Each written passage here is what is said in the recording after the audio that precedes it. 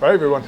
So we were just filming a different review outside, and Craig saw a mass of people running to a place called Charcoal Grill even.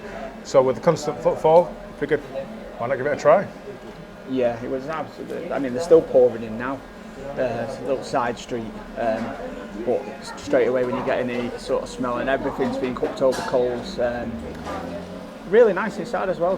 Good decor, branding's on point, neon stuff like that. But the food, guys. I mean, we've just paid $4.99 each. Yeah. And there's mine. Oh, if you're getting all that. So Craig's gone for the stir-fried doner with chips for $4.99. I've gone for the naan, which looks a little bit less impressive, and in terms of portion size, a little bit less than the fries option. Yeah. But it's all stir-fried doner. The guy's on a grill there with what looks like yeah. It's the theatre of it, isn't it? We walked in and straight away we just clocked that the doner was being stir-fried with peppers, onions, all spices on this flat top. So we've mentioned it before. We like it when people finish doner properly and give it some extra TLC before they serve it, and that's what they're doing here. So without further ado, brother. Yeah, let's get involved. I'll just show a quick close-up of the meat. Looks reasonable.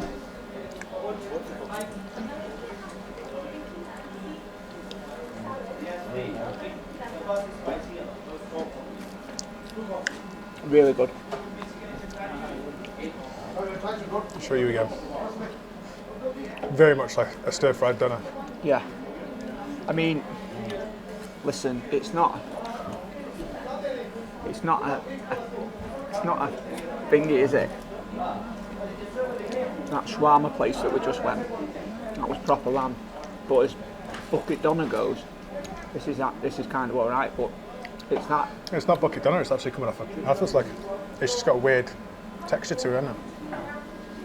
Yeah, I think it helps though when they put that extra layer instead of just straight out of the bain-marie and onto a naan. They're actually stir frying it, giving it more flavour, crispy edges, all that sort of stuff. But then price point $4.99, and my portion is massive. So with the constant footfall, there's a guy permanently shaving the doner meat, and there's a another guy just basically stir frying constantly, just stir frying doner meat, and everyone's walking in, grabbing it, and going again. So that kind of speaks volumes in terms of flavours and taste. As he was putting this on the stir fry, he was adding like a barbecue sauce, a peri-peri sauce to it. It's nice. It's just got a strange texture to it. Like the meat's got more of a bite to it than I'm used to, but I'm not sure that's a good thing. I think it's really nice. If I'm being honest, it's like I say, it's not the traditional lamb shawarma where it's like that we've had in the past.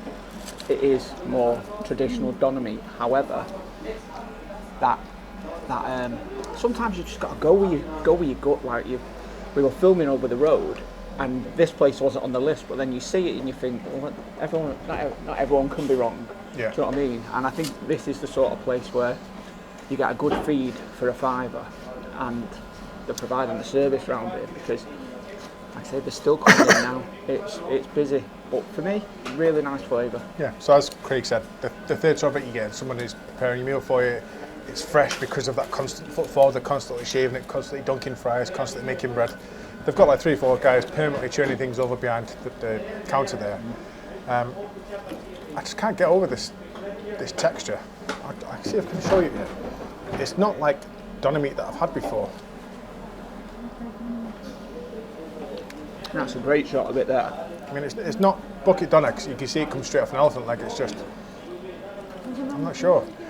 My issue or my concern is sauces can hide 1,000 sins, and this is drenched and cooked in sauces. So maybe that is quite generic doner that they've jazzed up, so to speak, with all of these different sauces, which then give it the flavour.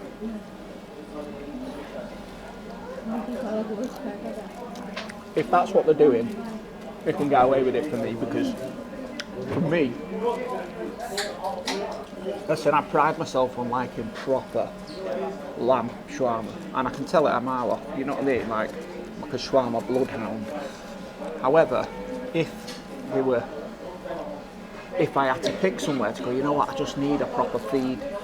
You know what I mean? Like, I'm coming out the pub steaming the following day, whatever. If you just fancied proper scram, that ticks the boxes for me.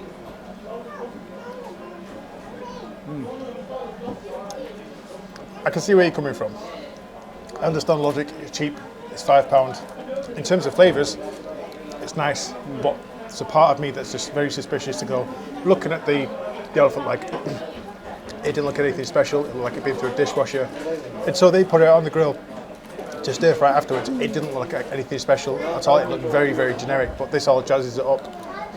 And I appreciate it when you look at it as something being prepared. Like making a steak raw doesn't look particularly nice, but when we cook it looks amazing. That could be what's happening here. It just looks quite generic until you jazz it up, it looks nice. But as I said, sauces can mask 1,000 sins, and it's just got a weird texture to me. Listen, if they're doing what they need to do to make it taste like that, for me personally, that's doing a purpose. You want to lie to me? I'm happily be lied to. As long as you're banging food out like that for me, and I'm on the way home from the boozer all day for me. It's not elite, not in the ballpark of the elite places that we're at, but it's decent. Let's try some of this bread. So the naan is completely fresh. They make it in front of you. It's got a nice bark to it. I'm not going to hold the chip up, guys. You know what a chip looks like. Let's give you a bit more on it, though. That naan tastes like a breadstick. Rip it off. Like a breadstick? Like an actual breadstick, like the little thin breadsticks you get in supermarkets. I like it. It's nice. Oh yeah. Bizarre, isn't it? In a good way. Yeah, it is. And it's doughy, but in a good way as well. Try some sauce on.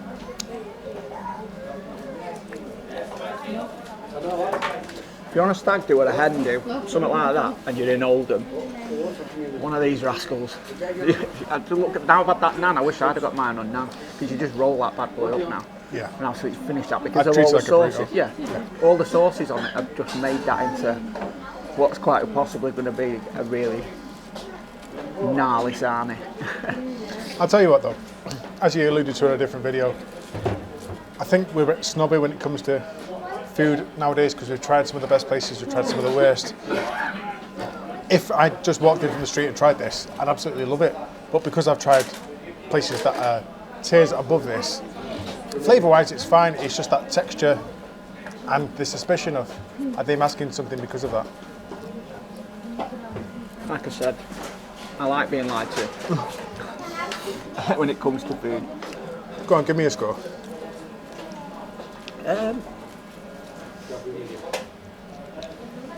Price point $4.99, serving the purpose, massive portion, 7.5.